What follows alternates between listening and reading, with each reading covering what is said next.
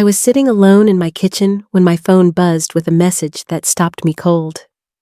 It was from my son, Daniel. 3 days late. He finally remembered my birthday. Not only that, but he actually had the nerve to tell me I should have reminded him. As if the day I brought him into this world was just another appointment he could pencil into his calendar. My chest tightened as I read those words again and again. For a moment, I couldn't breathe. I wish I could say I cried, but I didn't. Instead, a heavy stillness settled over me, the kind that comes when disappointment turns into something harder, something sharper. In that moment, I realized exactly where I stood in his life, not as a mother, not as someone loved, but as an afterthought, a convenience, maybe even an obligation. I had spent years making excuses for him, for his wife, for the way they used me without even a flicker of gratitude. But that text was the line I could not cross. My hand trembled, not from age, but from clarity. I opened the file on my desk where the trust documents were neatly stacked, and with one phone call to my attorney, I froze every payment Daniel and his family had been receiving. Their mortgage, their cars, their private school tuition. It all stopped that very afternoon. As the evening fell, my phone began to light up like a Christmas tree. Missed call after missed call. By midnight, there were already dozens of them. His voice filled my voicemail box, pleading, frantic, demanding to know why the money wasn't there. Not once did he ask how I was. Not once did he say he loved me. It was all about the money. Always the money. I leaned back in my chair, letting the silence wrap around me. For the first time in years, I felt a strange kind of peace, a freedom. I wasn't their personal ATM anymore. I wasn't going to buy their attention or beg for their affection. I had finally taken back the power I didn't even realize I had given away. But of course, this wasn't the beginning of the story. This was only the breaking point. To understand why a simple text message could cut so deep, you'd need to know what came before it, all the years of sacrifice, of giving, of being treated as nothing more than a bank account wearing a smile. And that's where the story truly begins. When my husband passed away, I told myself I would carry the weight of the family on my shoulders. It felt like the right thing to do, like honoring his memory by making sure our son Daniel, his wife Laura, and their children never felt the cold edge of financial worry. I had been careful, saving and investing for decades. We were comfortable, and I thought that comfort was meant to be shared. So I shared. I wrote the check for the down payment on their dream house, believing a stable home would give my grandchildren a bright future. When tuition bills arrived for their private school, I covered them without hesitation. Every holiday, I paid for vacations they said they couldn't afford, telling myself it was about creating memories. And when Laura hinted about renovations, new furniture, or another car, I reached for my checkbook almost reflexively. At first, I told myself this was love, that a mother's role never really ends, no matter how old her children become. I thought if I gave enough, did enough, maybe they would see me as a cornerstone of the family, not just a background figure. But the signs were there, signs I ignored for far too long. Daniel rarely called me unless he needed something. When he did, the warmth in his voice always seemed to fade the second the request was made. Laura hardly acknowledged me at all. Her eyes were always on her phone or drifting past me as though I were invisible. Even my grandchildren, once so eager to sit on my lap and tell me about their day, began treating me like a distant relative they were obligated to greet. Polite, but detached. I clung to small rituals, desperate to keep our bond alive. On Daniel's birthday, I baked the chocolate cake I had made for him since he was 5 years old. My arthritic hands struggled with the mixing bowl, but I pushed through, remembering his little boy smile when he used to blow out the candles. That year, I waited all day for him to come. Every time I heard a car outside, I peeked through the curtains, hoping it was him. But he never came. The cake sat untouched on my counter until it grew stale. On the 4th day, I scraped it into the garbage disposal, tears burning my eyes as the blades swallowed the pieces of my effort, my love, my hope. That was the moment it hit me with a force I couldn't ignore. I wasn't family to them. I was a wallet, a resource, a name at the bottom of a check. They hadn't simply forgotten my birthday, they had forgotten me. And with that realization, something inside me shifted. The woman who always said yes, who always excused their indifference, finally began to wonder what might happen if she said no. The day I decided to end it, there was no thunderclap, no dramatic scene, just me sitting at my desk with the morning light spilling across a stack of papers that had defined my life for too long. The trust documents. Each page carried years of my silence, my sacrifices, my belief that giving was the same as being loved.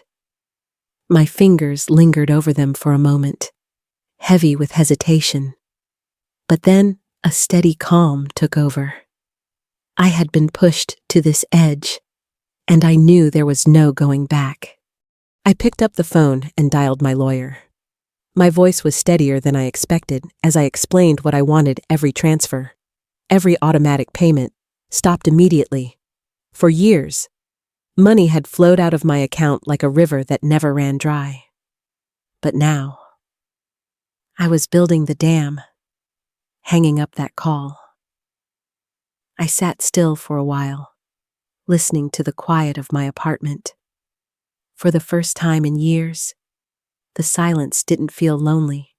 It felt like freedom. Of course, freedom never comes without consequences. That very afternoon, the phone started ringing. First, it was Daniel. His number flashed on my screen again and again, each call more frantic than the last. I let it go unanswered. The voicemails came quickly, his voice strained with panic, insisting there must have been a banking mistake. By evening, Laura joined in. Her tone was sharper, dripping with outrage. She demanded explanations, acting as though my money was theirs by right. I listened to none of it. By nightfall, there were more than 20 missed calls. The desperation in their messages grew, shifting from confusion to worry, from worry to anger, and finally, to pleading. Yet not once did they ask how I was, or if I was all right.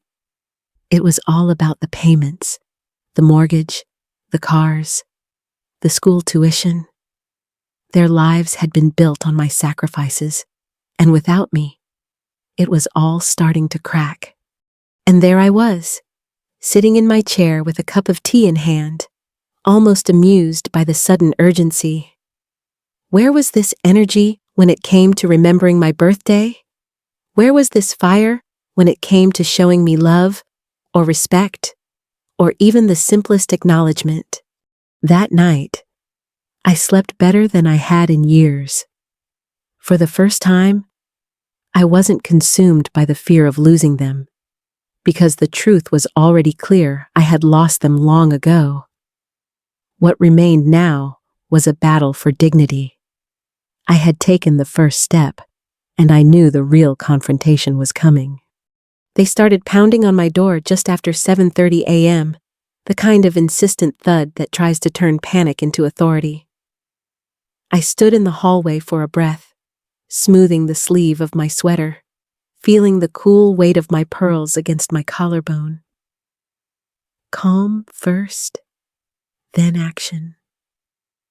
I opened the door to Daniel's flushed face and Laura's hard eyes, both of them vibrating with the kind of urgency I hadn't seen when my birthday came and went. They pushed past me on a gust of perfume and anger. I let the door close quietly and walked toward the kitchen at my own pace. The kettle clicked on with a soft confidence. My hands moved slowly, mugs, sugar, a small plate of shortbread ceremony in the middle of their storm. Inside, my chest trembled, not from fear, but from the ache of how small I had let myself become. Not today. Their words spilled like boiling water, but I heard only the shape of them, the mortgage, the car notes, the tuition, the transfers that didn't arrive. A mistake, they said in their way. I felt the sting of that word, how carelessly it tried to rename my decision. A mistake is forgetting milk. It is not reclaiming a life. I placed the mugs on the table and sat, spine straight, hands still. I thought about all the Sundays I had driven to their house with a pie on my lap and Hope huddled beside me in the passenger seat. I thought about Laura's glance that slid past me like a shadow, the way she could make warmth feel like clutter.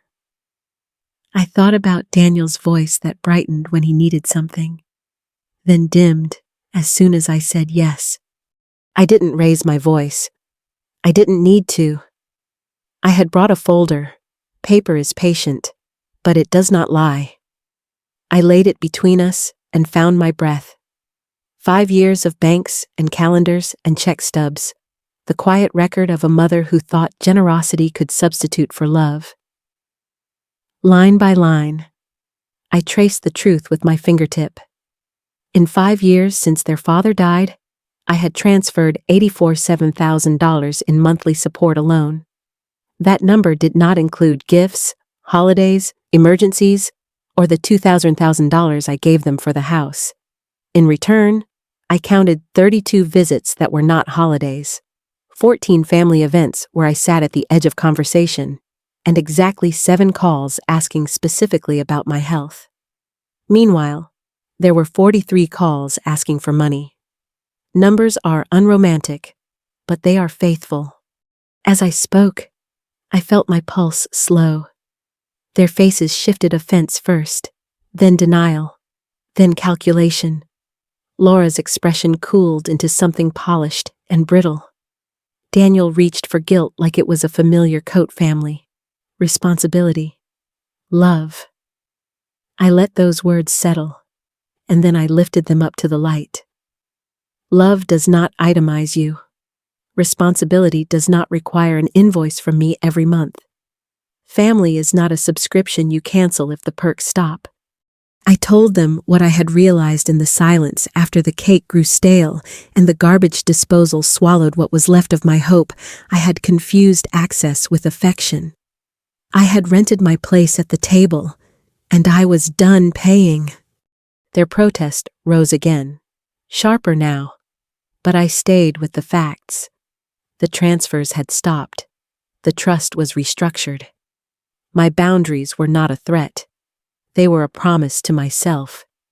I could feel my voice becoming something I recognized from a long time ago, before I made myself small to be included. Steady, measured, inevitable.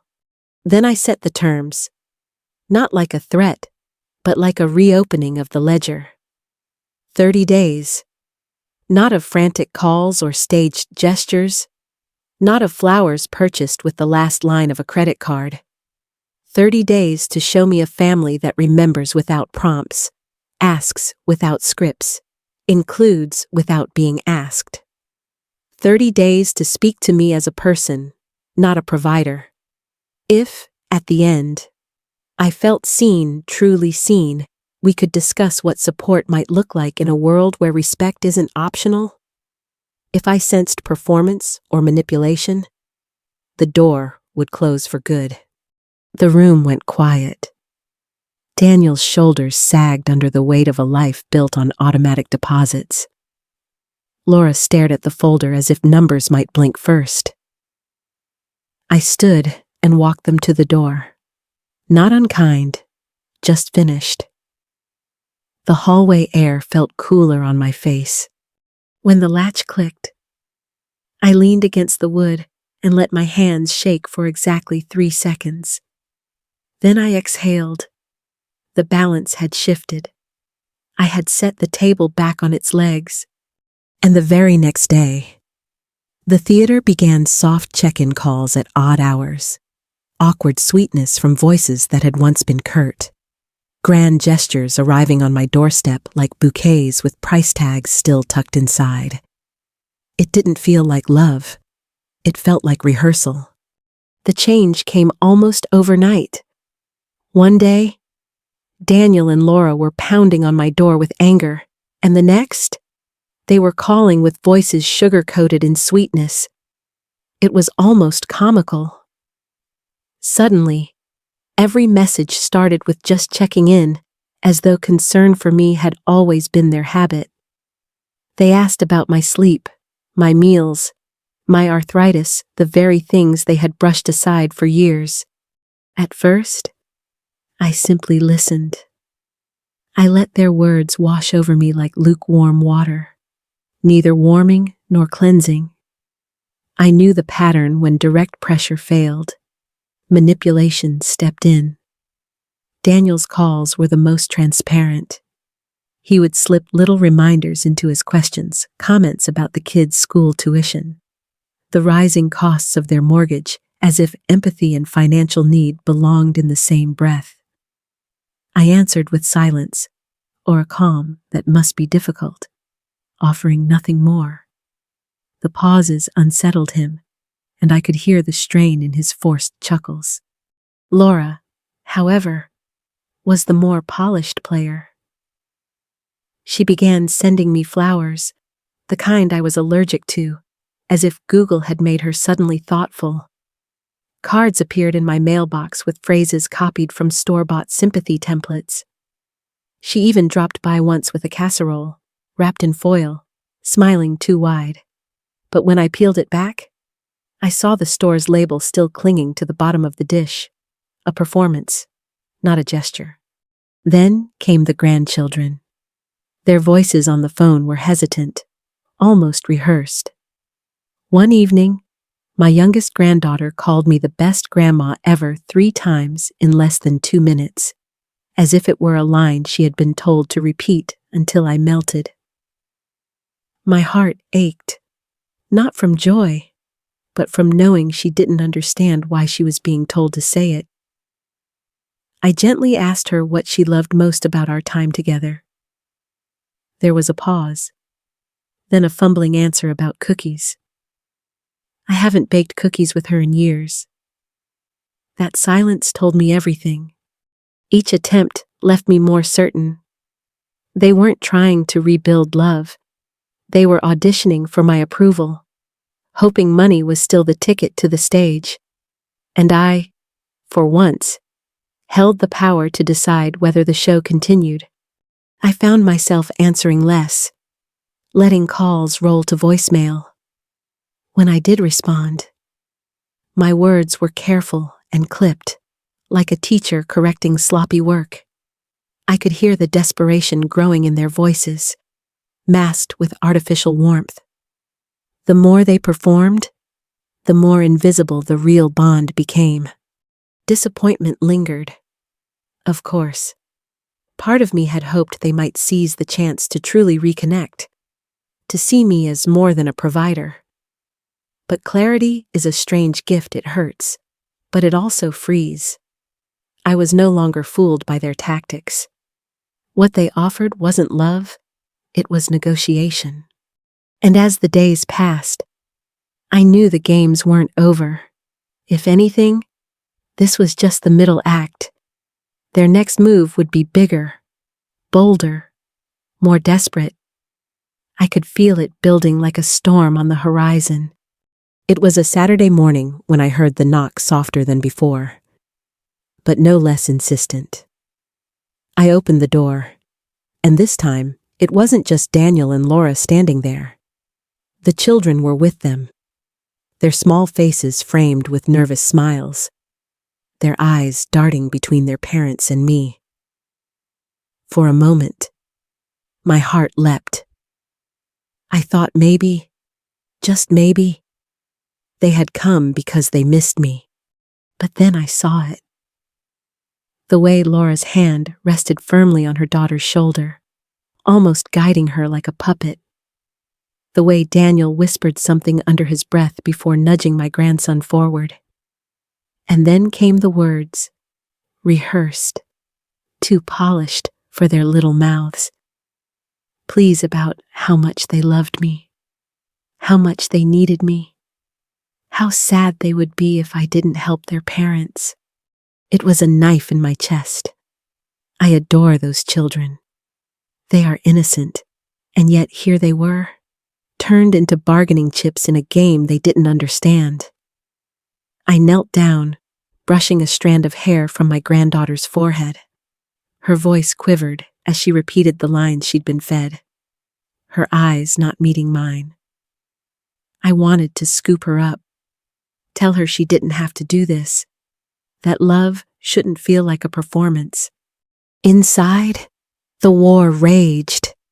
My heart screamed to protect them, to give in if only to shield them from the ugliness of their parents' desperation. But another voice, quieter yet stronger, rose within me if I gave in now. I would be teaching them the same poisonous lesson that love could be twisted. That manipulation worked. That respect was optional. I stood slowly, looking past their small faces to the adults who had put them in this position. My disappointment was heavier than my anger. To use children this way, it was the final straw. I spoke with a calm I didn't know I possessed. I told them I loved my grandchildren more than anything, but love could not be bought or bartered. I told them I would no longer be part of this cycle, that my money was no longer theirs to claim. Their expressions hardened, but I did not falter. I explained that I had already begun the process of redirecting my wealth not to them, but to something that would truly honor the values I lived by. A foundation for single mothers, scholarships for children who had no one to fight for them, community projects that could outlast me. The silence that followed was thick. Daniel looked stunned. Laura's lips pressed thin with fury. The children shuffled awkwardly, sensing the tension but not understanding its weight. I leaned down once more, kissed each little forehead, and whispered a promise that my love for them would never be tied to money. When the door closed behind them, I pressed my back against it and let the tears come. Not tears of weakness, but of release.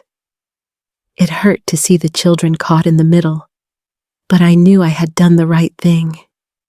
For the first time in years, my decision wasn't about keeping peace or buying love. It was about reclaiming dignity and leaving behind a legacy that meant something real. That was the day I chose peace over dysfunction, truth over illusion, and in that choice, I finally felt free. I remember sitting in my apartment after the storm had passed, the echoes of my family's last desperate visit fading into silence. For years, I had feared solitude, mistaking it for loneliness. But that day, as the sun streamed through my window and the quiet wrapped itself around me, I felt something I hadn't in years, peace. True, unshakable peace. There was a time when the quiet would sting, reminding me of what I had lost. My husband's laugh, the chatter of children running through the house, the warmth of family dinners All of it seemed so far away. But now, the silence didn't feel like an enemy. It felt like a companion, steady and dependable, giving me space to breathe, to think, and to heal. I started to notice the little things again. The way my tea kettle whistled in the morning, the sound of the birds nesting outside my window, the softness of my favorite blanket draped across my chair. These small details became anchors, reminding me that life, even stripped of chaos and noise, was still full of beauty. I also found myself pouring my energy into something new, something that mattered beyond my fractured family ties. I began the process of creating a foundation in my husband's name, a charity that would provide scholarships to children who, like my own, once needed opportunity, but lacked resources. Only this time, it wouldn't be squandered by entitlement or taken for granted. It would change lives, honor the man I loved, and remind me every day that my sacrifices were not in vain. There was grief. Yes. Seeing my grandchildren used like pawns left a scar I will carry forever. But I chose not to let that grief define me. I chose instead to believe that love, real love, is not performance. It is consistent, respectful, and selfless. And I would rather give that love freely to strangers who needed it than be held hostage by those who only saw me as a wallet. Looking back at where this journey began with a cold, careless text on my birthday, I see now that betrayal was not the end of my story. It was the beginning of my freedom. For the first time in decades, I am living not as someone's provider, but as my own person. And so, to anyone listening, I want to share this: love and respect cannot be bought. Boundaries are not punishments, they are acts of self-respect. Family is not defined by blood alone, but by actions, by presence, and by care. Do not let fear of being alone keep you chained to people who only drain you. You are worth more. If my story resonates with you, if it made you reflect on your own boundaries, I hope you'll share it. Leave a comment, pass it along, or simply sit for a moment and ask yourself, am I being valued, or am I being used? And if the answer is painful, know this: you have the power to choose dignity, just like I did. Because at the end of the day, peace is not something anyone can hand to you. It is something you claim for yourself.